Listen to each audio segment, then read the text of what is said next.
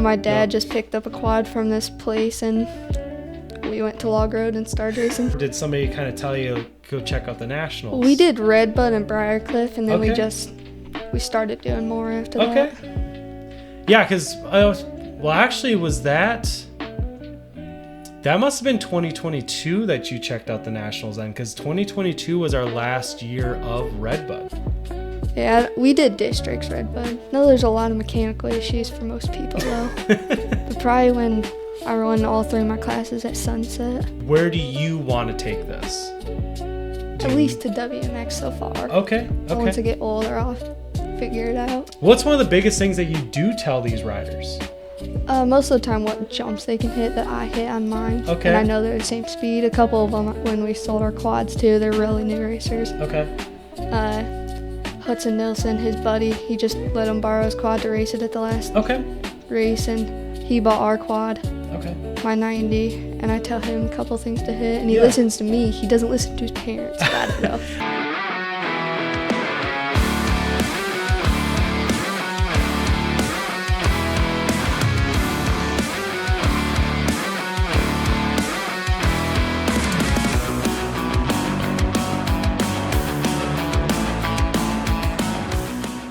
Welcome back, everybody. This is Leon with Four Wheel Frenzy Podcast, and we are here with another episode.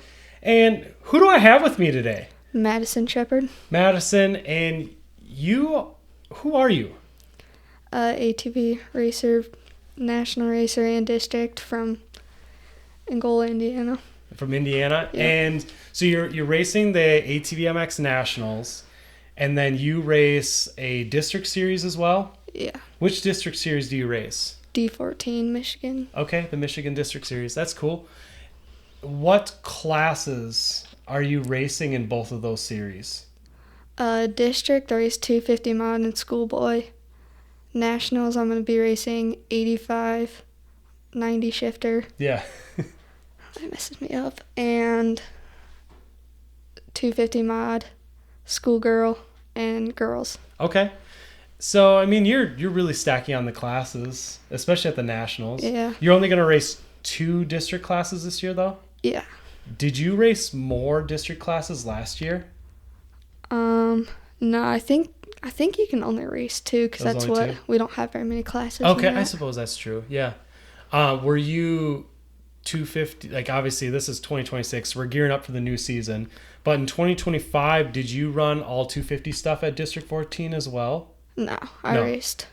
Sometimes I race my 250 at Baja. That's the only time I race my 250. Okay. Otherwise, you're on the 90 mod?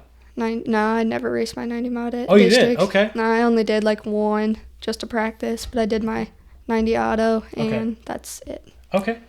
And so we'll kind of go back then.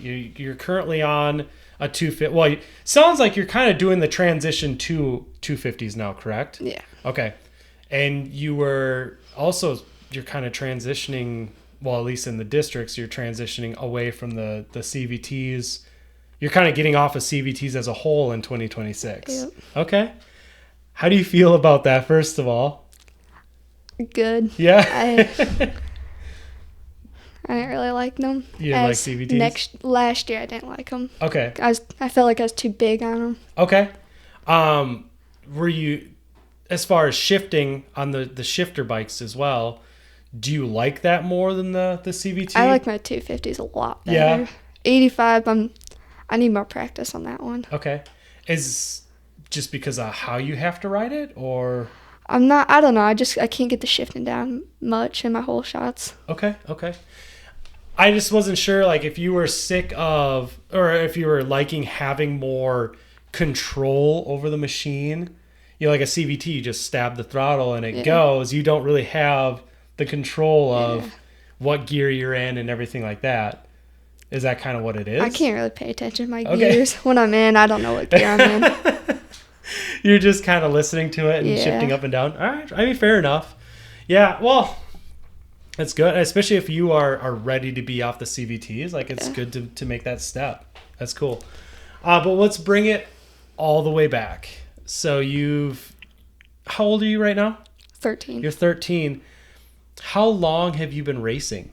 For 7 years. 7 years. So you started racing when you were 6. Yep. Were you riding ATVs before that even? Yes, ATVs, but I haven't been on a DR until I was 6. Okay. What were you on before you were 6? I was on just a regular quad. Okay, just like a Chinese one or something? Yeah. Okay. How old were you when you first got your first ATV? 6. 6? Okay. So you rode unknown brand for a year. Yeah. Got the DRR, and then decided let's go racing right off the bat. Yep. Okay. Was it you that said, hey, I want to race? Or did you even know about ATV racing? No, my dad just picked up a quad from this place, and we went to Log Road and started racing. Okay. So essentially when he bought it, did they tell him about racing, or did he kind of always know and decided? I think he always known. Okay. Because your dad rode as well? He didn't race, but he rode at just sand dunes and stuff. Just a recreational for fun rider. That's cool. So you were 6 when you started riding. Now, did you had some sort of ATV before that, correct? Yeah. What did you have before that? When I was younger, I was 2 when I got my very first one, and I had like some mini mouse electric one. Okay. So you started where, really any toddler toddler is going to start on a electric Minnie Mouse 4-wheeler. Yep. That's cool. So your just first sponsor was Disney, right? I'm just kidding. Yeah. So at Log Road, that was your first race. Yes. Was that a district race or just just district, but we didn't know about districts. Okay. Did you, before you raced, I should ask this too, you bought the DRR, and then did you ride for like a few months and then decide let's go racing, or is it just, hey, we got this machine, let's go check it out? I don't know. Okay. I don't really remember much about it. Do you remember that first race at Log Road? No, you don't know how you did or anything like that? No, there wasn't much people Okay. that I raced against. Okay. And did you pretty much just keep going back to that one track over and over again, or is it kind of that one race and then, hey, let's try more of this? I think we just went to Log Road because it's not very far from our house. Okay. Well, that's nice. It's kind of your local track. And then we started going to more. Okay. After. Do you remember a whole lot of your racing progression then after that? Like, because that DR, I'm assuming that was a 50. Yeah. How long did you ride that 50? Do you remember? I think until I was 8. Until you're 8? Okay, Yeah. so a couple years really. Yeah. And then you got did you pretty much just progress like 50, 70, 90? Yeah. Okay. I was on 70 and 90 at one point. Okay. Both at one point in time. Okay. So when you got the 70 then, were you kind of just, is that at the point where you're doing a lot more of the D14 races? I think we've already done a little bit more on my 50. Okay. Were you doing the full series at that point? Yeah. Okay. So you're on a 50, we'll say like when you're 7 maybe? Probably. So in year 7, you're already kind of trying to contend for a D14 title. Yeah. But you don't really remember the results or anything like that. There wasn't much people, like I said, Okay. and I think I got first. Oh, really? Because there wasn't. I think there was no one to compete against yet. Okay. Until I got on big track. Okay. So then you got in the 70, you kept doing D14, and at what point did you start racing at the Nationals? 2023, so it's 26 right now, so I'd be 3 years ago. Yeah. 10. Yeah. Okay. So, you got this, you were at that point, were you on the 70 and the 90 at the same time? Yeah. Okay. And was that just, again, kind of hey, there's this and let's go check it out? Or did somebody kind of tell you, like, go check out the Nationals? We did Redbud and Briarcliff, and then Okay. we started doing more after that. Okay. Yeah, because actually, was that That must have been 2022 that you checked out the Nationals then, because 2022 was our last year of Redbud. Yeah, we did districts Redbud. Oh, that's so, right. Yeah, because you guys kept doing it. Yeah, we did both. Okay. That's how we got into Nationals, is Redbud from districts. Okay. And then Briarcliff as well. Briarcliff wasn't a district, but we just knew about it, so we did it. Yeah, that's awesome. And then, so you did kind of like 2 events, and then you started actually, I know we just looked a little bit ago, the following year in 2023, then I think it was 5th place you finished in the girls class. Yep. And I mean, that's a first full season of racing a national series, and you got 5th place. You're the 5th fastest girl in the country at that point. Yeah. So that's pretty impressive, really, when you think about it.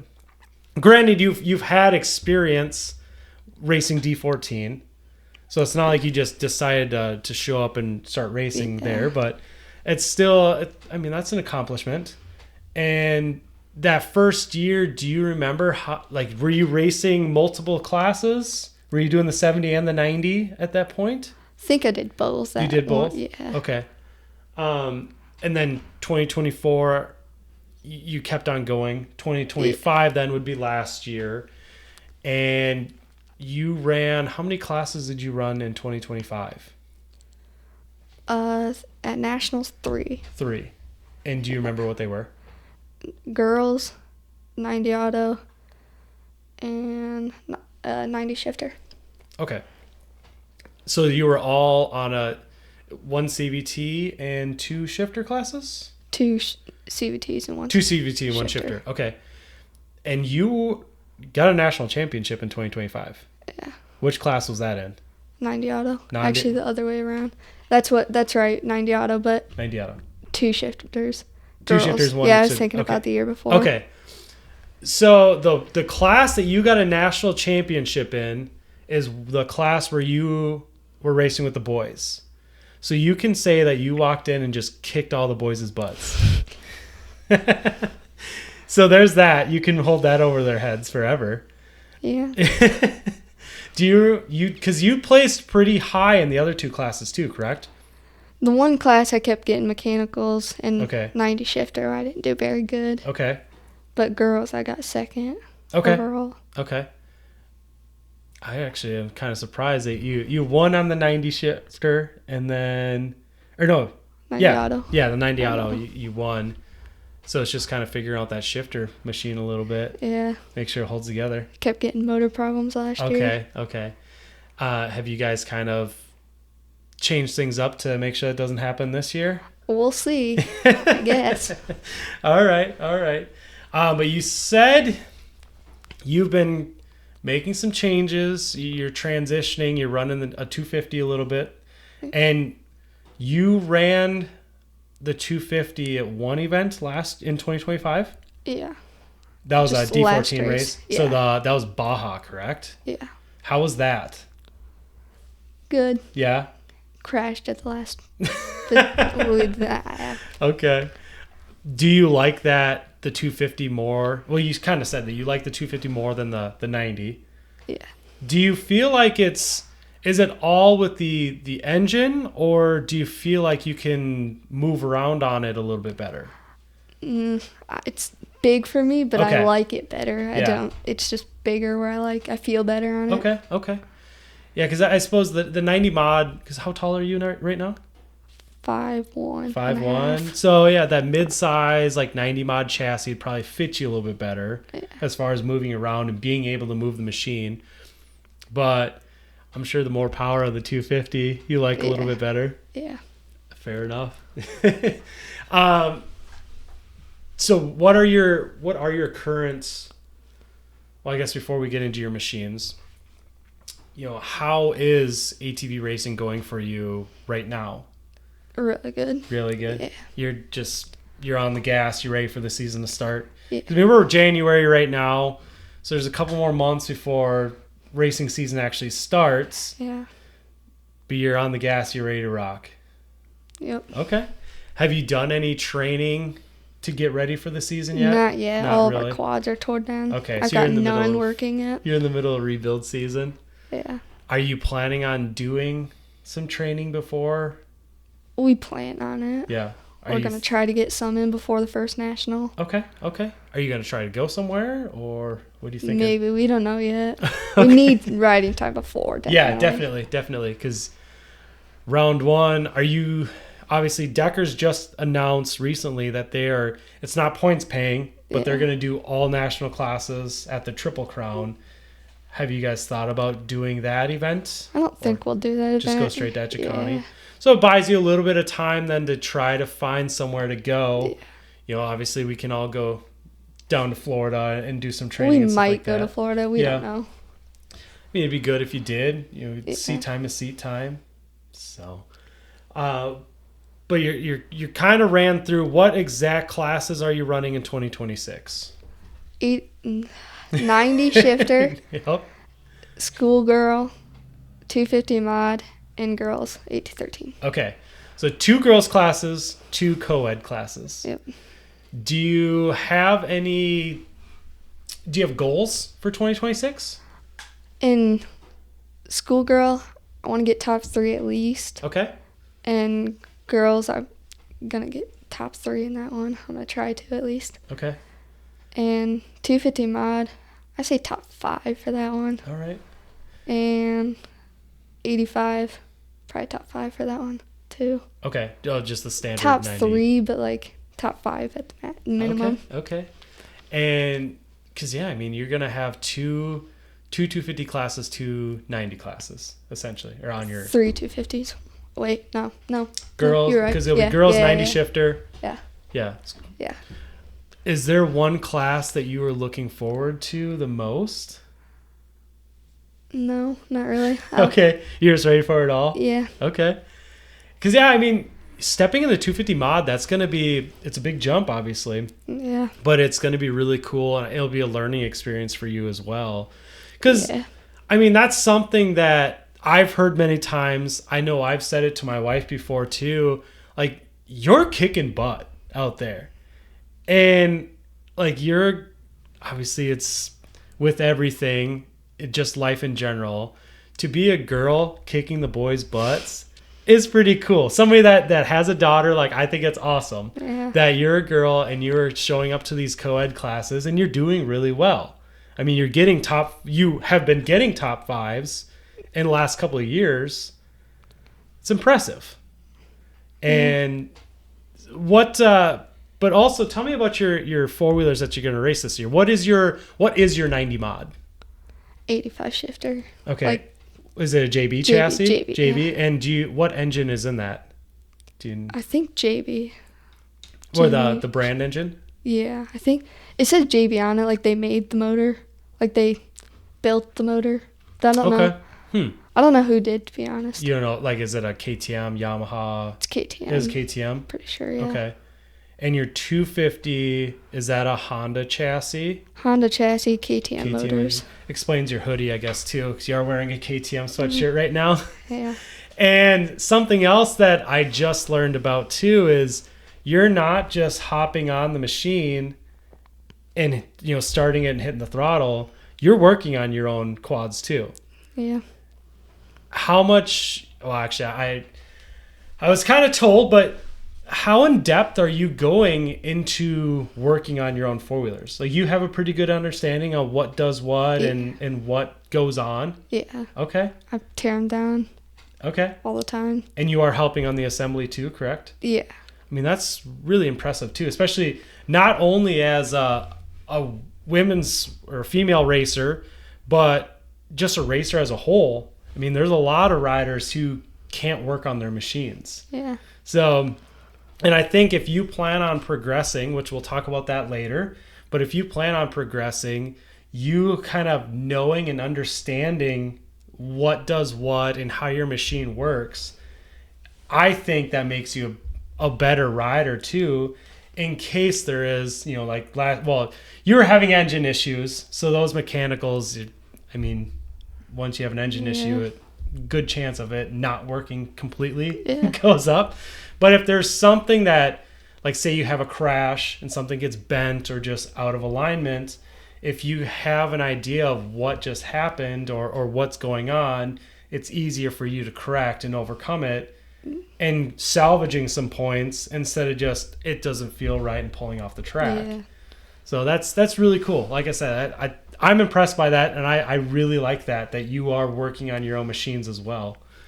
But with your racing, and this could be 2025, or if there's something you really like, we could talk about previous as well. But what is one of your most memorable moments from racing your four-wheelers?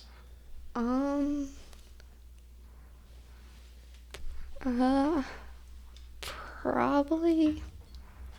No, there's a lot of mechanical issues for most people though. But probably when I run all 3 of my classes at Sunset. That was this year? I think 2 years ago or this year. No, 2 years ago. 2 years ago? Yeah. So you overalled the entire weekend. Yeah. That's really cool. And has that been the only time you've done that? Yeah. Okay. No, that's quite an accomplishment, especially if you are running multiple classes. It's easy to say, I overalled 6 out of the 8 rounds or whatever if you run one class. But if you're running 2 or 3 classes and you can overall all 3, as somebody that has worked with a rider that has done that in the past, like, it's just a big up for everybody. And it gives you a lot of drive coming into the next weekend as well. And obviously it's also making you dig a little bit more. You're always trying to get that again. That's really cool though. And with that too, like, you've been racing for a while now and you've been riding even longer. Is there a racer that you look up to? Not necessarily, but I look up to them. Okay. Most of them. Okay. Like all of them, yes. All the racers, or just like all the WMX racers? Pros and WMX. I watch all of them and I like all of them, but like I don't have one specific one that I... So you don't have a favorite racer? No. Really? It is tough. Yeah. Especially with our sport where the WMX racers and the pro women and the pro men, they're all pretty outgoing. And I'm sure you've probably talked to a good amount of them too. It's not like some of your professional sports where you'll never get a chance to talk to these people. Yeah. Have you because you are the WMX has their like youth mentor program. Have you ever been mentored by any of the? Yeah. Who was your mentor? Last year it was Emma McQuaid. Okay. And 2 years ago, it might have been 2 or 3 years ago, it was Kinsey. Okay, so you've had 2 heavy hitters that have worked with you in the past. Obviously, like, we know Kinsey was 4-time national WMX champion. Emma came over last year and really gave her a run for her money. Yeah. How was it working with Emma? And what round did you work with her at? Ironman, I'm pretty sure. It was Ironman? Okay. Yeah. How was working with Emma? Good. Yeah. I mean, she's a tough competitor. Yeah. Did she give you any good pointers throughout the weekend that you've brought? Because Ironman was pretty early in the season. Did she tell you anything that really stuck with you for the entire season? Probably just telling me to push it. Okay. Just try my hardest. Okay. Yeah. So I mean, that's really cool though that Emma worked with you and Kinsey has worked with you in the past. Is there anybody that, obviously you're still pretty young and you're not in that program yet, at least, but have you ever kind of tried to help anyone out that's a little younger than you? I do at districts a lot. Well, that's really cool. And is that pretty much most weekends? Yeah. Yeah. So you've got a little following behind you already? Yeah. That's cool. That's really cool. Especially with somebody that's your age. And like I said, you're doing really well. So it is cool to have some people looking up to you. And if you are kind of sharing some of your knowledge already, that could go a long way in the future as well. But Madison, what do you do outside of racing? Is there anything that you do, I should say? I don't do sports at school. No? Because they're different. Time conflicting or? Some of them, yes. Did you in the past? I did track last year. Okay. Okay. And it was some of them overlapped with That'd racing. Be a really tricky one because track season is during the beginning of racing season. Okay. And, I mean, you said that your dad used to ride. Yeah. Does he still ride? Or do you have any other family members that ride? No. No? No. You have a sister, though? Yep. She used to race? To ride? She rode or she raced? Raced. She does rides right now. Oh, so she still rides? She just doesn't race. Okay. So, I mean, even if you're, like, do you ride at home at all? Yeah. So at least when you're riding at home, it's someone else that can ride with you. Yeah. Does that help you, do you think? Yeah, because it pushes me to try harder and get better. Just dice it up with her a little bit? Okay. Who's faster? Me. Yeah. But also, your sister, she got out of racing, but she still goes to the track, correct? Yep. And she's got a little something going on at the track now too, correct? Yeah. What tell us about her gig, we'll call it. She tried starting a podcast of her own where she interviews some of the racers from, I think it was from their before, it was off track, but I don't know what they really talked about in it, like maybe about their pre-race. Yeah. No, I think it was just jokes about it or something. Okay. So it was initially supposed to be kind of a podcast. Yeah. And now it sort of became more of a, because it's mainly Instagram and TikTok, I believe. Yeah. And it's kind of become like obviously more reels and shorts and stuff like that, but it's Roost and Roast with Isabel, correct? Yeah. Yeah. And it's funny. I remember when I first saw it, like, it's really funny. Her just kind of, because it's mainly other youth racers that she talks to. Yeah. And she just roasts them at the same time as asking them questions about their racing. So it's pretty entertaining. And it's been a little while since she's posted anything, but hopefully once race season comes back up, she can get some more content. Yeah. So I didn't know if you thought, does she have plans on coming out with some more? I don't know. Okay. She hasn't really talked about it much. But okay. Maybe. Well, if anyone wants a quick little laugh, look her up. Roost and Roast with Isabel on, I'm pretty sure it's Instagram and TikTok. Yeah. So check her out. It's funny. It's really, why didn't she ever interview you? I don't want to be interviewed. Well, here you're on an interview right now, so there's that. But as far as, I kind of asked you if there's any racers you looked up to. Is there anybody in general, like even outside of racing, that you kind of look up to in life? Not really. No? No. Just kind of do your own thing? Yeah. All right. And you said you did track last year, but is there any other sports or hobbies or skills that you have outside of riding a four-wheeler fast? I fish and hunt and work out all the time, but I don't really do school sports anymore. Okay. So it's pretty much just stuff, and I mean, a lot of that stuff, it sounds like it's more family activities. Yeah. That's cool. Because you guys, is that something you all do as a family, like the hunting and fishing, or? No. Isabel sometimes hunts. Okay. She doesn't really enjoy it that much. No. She shot 2 bugs. Okay. And that's about it. Okay. So it's kind of just you and Dad deal. Yeah. That's awesome. Well, it gives you some good quality time, anyways. Yeah. But let's talk about the future a little bit, because you have a long future ahead of you. But is there, you're racing ATVs, you've been racing ATVs for a while, so you've seen, I mean, I don't know how much of it you have seen that goes on within the sport, but you've been around it a lot. Is there anything that you see, like, is there anywhere you see yourself with ATV racing? Like, where do you want to take this? At least to WMX so far. Okay. Once I get older, I'll figure it out. As long as you stay into it when you get a little older.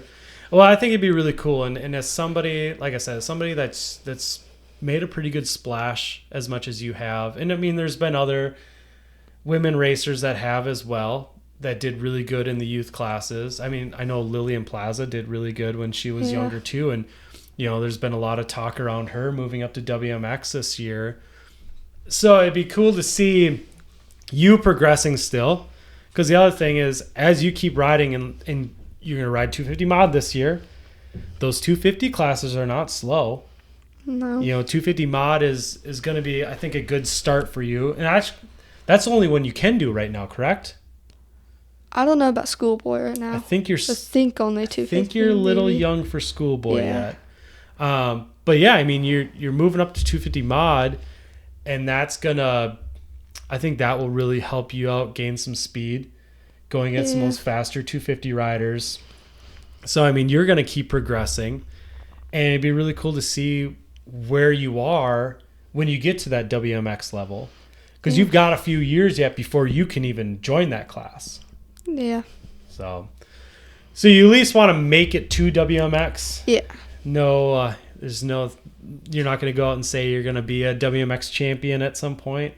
Not yet. Not yet. Okay. Well, hopefully we get to that level.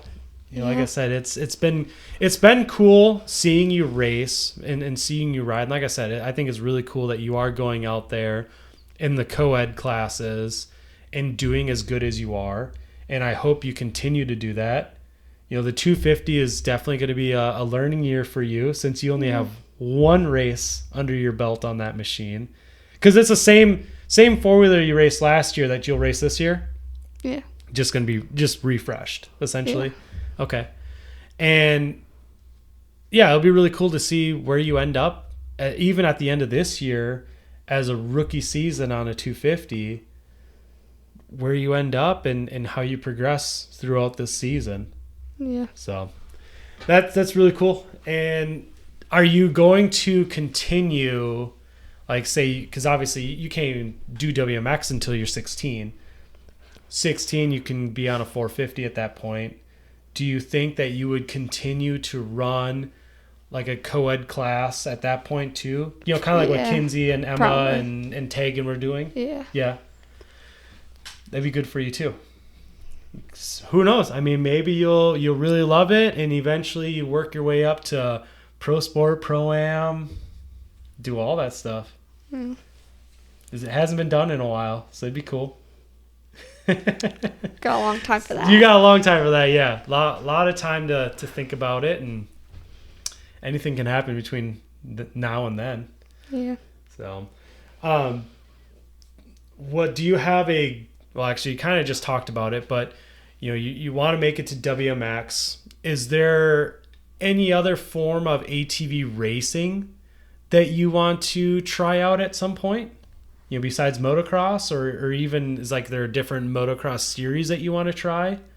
Maybe the Ohio or the New York or whatever, Pennsylvania series. D6? Yeah. Okay. Yeah, and I mean, obviously, because you're in Indiana, kind of like central Indiana, right? North central? Yeah. So, I mean, you're not too far. I mean, it was a few hour drive for you to get here today. But if you're doing D14, you're doing nationals, if you are already kind of driving that little ways, you know, 2026, there's going to be, from what I've seen, as long as nothing falls through, there's going to be a lot of Ohio ATV motocross racing this year. Yeah, we're doing most of those. That'd be cool. Yeah. Ohio. It'd be really cool. Because, you got the Outlaw series that just opened up, and you got COMX. Yeah. And there's some cool tracks that are showing up on those. You know, like the COMX, I think it's the second weekend of April. They're racing at Mansfield Speedway, which I don't know if you know anything about. It's it was an abandoned NASCAR track that they rebuilt, and now the guy also built a motocross track there, and we're having a quad race there. So that's pretty cool. Yeah. And yeah, so it'd be really cool to see you at some of that stuff. Have you ever thought about trying another discipline of ATV racing, like cross country or flat track? I've done the MOXC at like one race when we got, just where we did it as just a little one, 90. I was on my 90 when I did it. Your 90 CVT? Yeah. Okay. Do you remember how it went? One. Yeah, there was, There's not much racers that actually did it. Oh, really? Yeah. Okay. Like MX that did it. Yeah. And the XC, they don't have really fast quads where ours can stick into it longer. Okay. Ours can't stick into it longer, but they're quicker, but they don't last as long. Yeah. I can see that. Was it fun though? Yeah. Was it just because you're riding a 4-wheeler, or? It was fast. Like okay. It wasn't like the regular MX track. Like right. They just did it on a mini track. Okay. Where some wood's into it, they didn't do it. Okay, so it wasn't like a full blown like Yeah. GNCC style. No. Okay. We thought it was, but then they changed it. Okay. Would you, obviously you got a lot of time ahead of you, but is that something you think you'd want to try again? Like doing a little bit of cross country? Maybe. Yeah. Because you guys, D14, they have a cross country series, I believe, right? Yeah. Yeah. So, I mean, you could try it out and not go that far. And, I mean, Ironman isn't too far away for you either. Yeah. That's probably your closest track, isn't it? For as far as like a national track? Yeah. I think it's like 3 hours from us. Not bad at all. No. So, well, cool. I mean, I think it'd be really fun to try different disciplines of racing, especially if you've really known motocross for pretty much most of your career, except for that one race, trying something different. Who knows? You might love it and want to do more of that, or you might hate it and know that you want to stick with motocross and never try it again. But you kind of talked about it, like I get going back to it again. You said you want to get to the WMX class. Is there any other kind of racing goal that you want to hit that's even outside of ATV racing? Not really. I don't do school sports. Yeah. We don't really do much in school. Was there any other kind of racing that you're into? We never tried anymore except MOXC, which is the Michigan series of XC racing. Well, even if something that you've seen before that you thought like that'd be cool. Like, you don't see yourself eventually like racing a car or anything like that? Could. You could. Yeah, I mean, because ATV racing again, it seems to be where a lot of people stick with this forever, and then some people get into it and they race for a while, or they might race for a long time too, and then next thing you know, they're off racing something else. Yeah. Some of our ex-pros, example Shane Hitt. Granted, he was kind of doing it while he was racing 4-wheelers, but he was racing 4-wheelers and then he was racing cars. And that's what he still does today is racing dirt track cars. And, there's a couple, like Blake Granger is an example. He raced ATV. I don't know if you know who that is, but he raced 4-wheelers for quite a while. And then he was racing monster trucks. And there's a lot of it's a huge change. I have friends and I know people that are now racing side by sides that started in 4-wheelers. Yeah. So I mean, if there's something, and I had a recent episode with Mark Baldwin too, that he said that being an ATV racer or being into racing, it helps you when you get older because he thinks that it makes you a better driver. In a few years when you get your driver's license, it gets you a little bit more alert and you're looking for things a lot more than somebody that hasn't driven anything before. So, I mean, you could pretty much do anything you put your mind to, of course, but if racing something else could always be in the picture as long as you wanted to. So I just didn't know if there was anything that you thought like one day I'm going to race NASCAR or whatever. Yeah.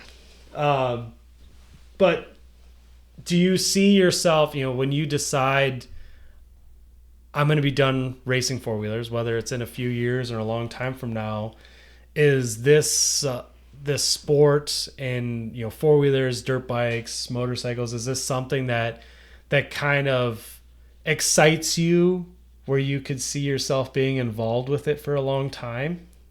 Yeah, I like it. Yeah. I like going to the races and having fun. And I mean, you're already working on your 4-wheelers. I mean, is that something that interests you at all? I like it. Yeah. I like working on them. Yeah. So who knows? Maybe you'll be a Wow. A motorcycle mechanic, or, you could be a race mechanic or anything like that. Yeah. Whatever you set your mind to, like I said. But how about the ATV racing as a whole? Is there anything that you want to see in the future, like something that's changed or you want to see more of? Not much. I like what they have now. Okay. Some people want the pros class to change or whatever. You talking about the hybrid thing? Yeah. Yeah. And it's a horse apiece. I mean, that's a huge debate on its own, but we'll see. It'll probably be visited every year until something happens. Yeah. But, I mean, well, I'm sure somebody like you with as much racing you do, you probably wish it was a little bit longer. Yeah. And I'm like, ATV racing used to be bigger than it is now. And, I'm sure you've heard people talking about like, I wish we were bigger and had more, do you wish that at one point you get, the sport could come back to where you could be maybe on TV at some point? Maybe. Who knows? WMX, maybe the sport could come back and you could be televised at some point. Be on ESPN or whatever. Yeah, most people watch football and whatever the other sports on there. Not really anything that excites you, though, would be something like that? Yeah, I guess. Okay. And you've mentored people in the past, you said, and I'm assuming you plan on continuing to kind of mentor the younger riders. Yeah. And I would assume that you plan on getting more mentoring yourself so that you can also progress. And I think that's another thing that's cool too, is you are taking information that you're learning, and instead of just keeping that to yourself, you are passing that down. And hopefully you can continue to, apparently Tatum really wants to listen on this too, but hopefully you continue to do that and pass down this knowledge to the point where you get to WMX and you can be one of those mentors at the Nationals and get yourself maybe a few youth lady riders to help out and share your knowledge with. And I think that's really cool. And have you ever ran into, like, have any of the riders that you've talked to and give advice to, were they new riders? Couple of them, yeah. Yeah, like that was their first race and you're kind of helping them out? Yeah. What's, I don't want you to, well, I'm sure it's not really secrets because you do tell people, but what's one of the biggest things that you do tell these riders? Most of the time what jumps they can hit that I hit on mine. Okay. And I know they're the same speed. A couple of them, when we sold our quads too, they're really new racers. Okay. Hudson Nilsson, his buddy, he just let him borrow his quad to race it at the last race, and he bought our quad. Okay. My 90, and I tell him a couple things to hit, and he listens to me. He doesn't listen to his parents. I don't know. I think that's a common thing. I mean, how much do you listen to your parents when they tell you about racing? Couple times, yeah. It's kind of the common thing. Yeah. Nobody wants to listen to mom and dad when they're not riding themselves. Yeah. So, which is probably why you're gonna listen to Emma or Kinsey over your mom and dad too, right? Yeah. Yeah, exactly. So yeah, I mean, you're mainly helping them out as far as jumps. Are you telling them anything else? Like, I'm sure you're not really watching them as much. I watch them a little bit. You do? I watch at districts. I watch them a lot. Okay. More. So are you giving them any pointers as far as like, you could do this line instead of that line in a corner? Yeah, I've done a couple. So you're really doing quite a bit then. Yeah. And do you tell them anything as far as, well, obviously that rider you worked with last year bought your machine. Have you ever told anyone like you should be riding this instead of this? No, because it's basically their choice. They get right. It's yes, I can tell them that, but at the end of the day, they can take whatever they want. Yeah, and I mean, you're a younger rider, so it's not like you're talking to the parents as much. Yeah. You're just talking to the rider. So, especially a younger rider, they don't have a whole lot of say in what they're on. Yeah. So, yeah, and I mean it's good. Like I said, normally I would kind of ask what you would say to somebody that's getting into it, but you have already done this, and so I wanted to know what you have said, and what you would continue to say, and basically it's you kind of giving them pointers on the track itself. Yeah. So. I do the whole shots too, because I'm the kid that I was talking about earlier. He gets the whole shots a couple times, and then sometimes he just doesn't, and I give him confidence to make it do it again, because sometimes he doesn't do it. Yeah. He has the capability of doing it, but sometimes he doesn't. Yeah. So let me ask you this too. Like, let's say that you were going to go back in time and do this all over again. Is there anything that you would do different right off the bat? Go on the big track earlier than what I did. Okay. And so which big track did you go on first? I think Redbud, because they tried to convince me to. The big track at Redbud was your first big track? They were convincing me to go to the big track at a couple of them, and I was too scared to. I was young. I don't know what track it was when I went on my first. I know they convinced me, tried to at least. Okay, I was gonna say like Redbud as your first big track. That'd be a crazy track to hit first. Might have been Log Road. Log Road, okay. Because you can't move in the middle of the season. You have to move at the first. Oh, really? Yeah. Okay. Because classes change. Yeah. Okay. You can't make your whole class move up with you. Okay, so that's kind of a thing where at the beginning of the season, you guys would vote what track you race on? No, they pick their... They tell you? Yeah, they... Okay, so we give them decide, options. Okay. You give them... the chair and co-chair give them options about what dates they can have and what dates they're capable of, and we pick what one we want. Okay. And they approve or they don't approve. All right. So your biggest thing would just be hitting the bigger tracks sooner. And do you think that would just be because it would have helped you progress a little quicker? Yeah. Okay. Do you think you would be further right now if you did? Or do you think not, okay. The same. Okay.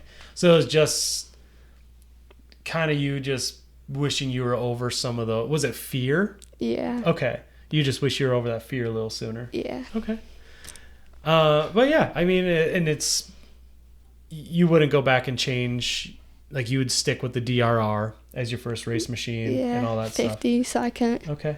What else is there for 50? I mean, it's stock. Really not much else. Stock, yeah. But like, yeah, it's kind of your only option as far as a 50 goes, and then there's always the Apex chassis too, but it's still a CVT. And were you pretty small, like for your age group growing up? Yeah. So a DRR probably fits you better anyways.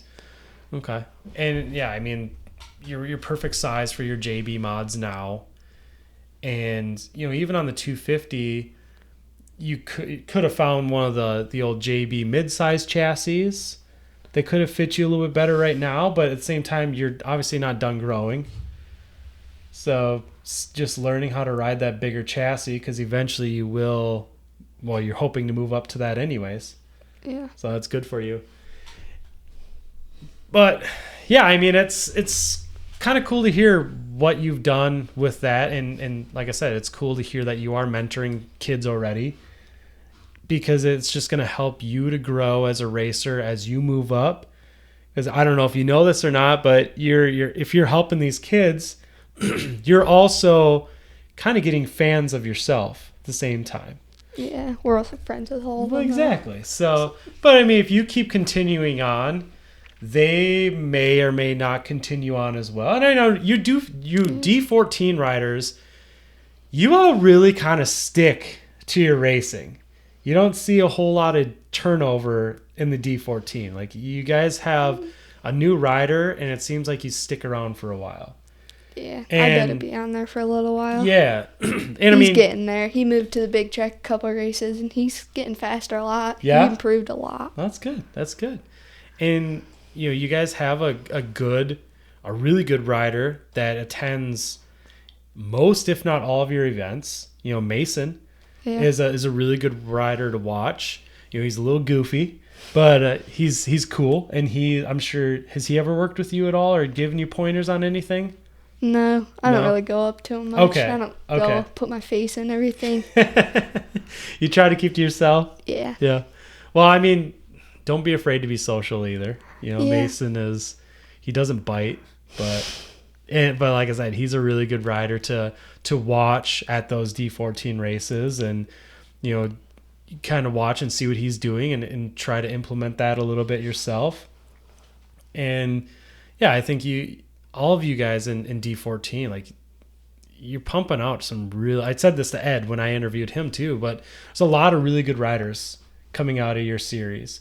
And I know you guys, I guess that's another thing too, is your family isn't just showing up to the D14 races either. Like, your family is involved with D14, correct? Yeah. Because your mom is co-chair. I was going to say, she's a chairperson, right? Yeah. Yeah. So, you're, like I say, you're not just showing up. You're involved with the series. You personally may not be, but your family is involved. And yeah, it's really cool to see a lot of the content and things like that coming out of that series. And it's clearly showing, like I said, with Mason, you guys are doing something right. You have really cool tracks.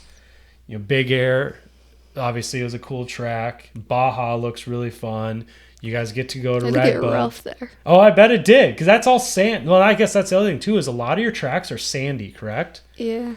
So Big Air's a really sandy one. Yeah. So Baja gets rough just with us D14. Really? Yeah. National, I don't know about that. That's gonna get hard. Baja in 2025 for that last race of D14. You had a really good turnout, didn't you? Yeah. Like, a lot of national people showed up, it looked like. Yeah. So it'd be interesting to know what the numbers for the national shows up compared to who showed up to the district race there last year. Because it might be bigger, it may not. Yeah. But it's sand, it's going to get rough. And like I said, we've ridden Redbud pretty much every year now, right? Yeah, I don't know about this year. This year it's looking iffy? Yeah. Well, I hope it does. It seems like a lot of people really look forward to that round, so hopefully it does happen. That's a fun one. Yeah. And it's, if everybody likes to say online, like, oh, bring back Redbud, go to D14, and then that's your one chance to ride Redbud still on an ATV. So, but yeah, that could be something that's really helping you out too, is you are riding a lot of sandy that get rough tracks. Yeah. So that's really cool. No, Madison, you're pretty young yet, but do you have like any race pages or anything like that on social media that people can follow? My mom makes one of them. Do you know what it's called? I think it's just my name. I'll look it up. But I think it's just my name, literally. Okay. Just my name. And that's on Facebook, Instagram? Yeah. Anything else? I've got my own TikTok. Okay. And my mom has hers. Okay. Yeah, there's two.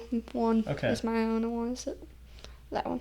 Okay, so Madison Shepherd, and it's an athlete page. Yeah. Okay, so, and I'll have links in the description of this episode too, so people want to follow you and follow your racing journey, they can follow you on social media. And before we get going, I guess, is there anyone else that is a big part of your program or a big part of your life that you want to give a shout out to before we go? No. No? Not really. No? No. Not your parents? I guess. Your parents, your family? Yeah. Okay. And do you have a lot of sponsors at all that are behind your program? I don't have very many, but I did get a couple more this year than I had last year. Yeah? Yeah. That's good. Some big ones or just some... Okay. Just a little help? Yeah. Okay. Mainly mom and dad. It's your main sponsor? Yeah. Well, I'm sure they're good sponsors at least. Awesome. Well, Madison, I really appreciate you making this drive and coming out today. I mean, like I said, you kicked a lot of butt in 2025, and we talked during a mini-sode. I think that was Ironman last year that we spoke. Yeah. And that's, like I said, that was kind of where I got to know about you and really knew how well you were doing with racing.